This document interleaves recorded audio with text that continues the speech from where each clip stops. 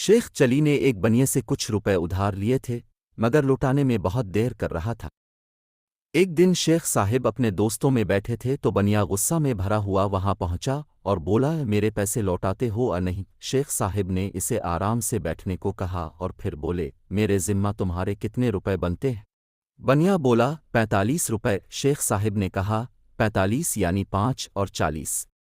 اچھا، ان میں سے 15 تو میں ہفتہ بھر میں ادا کر ہی دوں گا۔ 10 روپے کا اناج تم میرے پاس سے لے جانا۔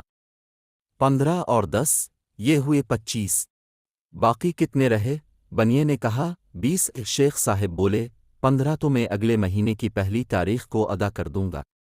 20 میں سے 15 گئے، باقی کتنے رہے؟ بنیے نے جواب دیا کہ 5۔ شیخ صاحب نے جیب سے 5 روپے نکالے اور بنیے کو دے کر کہا، یہ لو اپنے 5 روپے۔ لیکن تمہیں شرم نہیں آتی کہ تم نے ان 5 روپوں کے لیے مجھے اتنے لوگوں میں ذلیل کیا؟ اب مجھے کیا دیکھ رہے ہو؟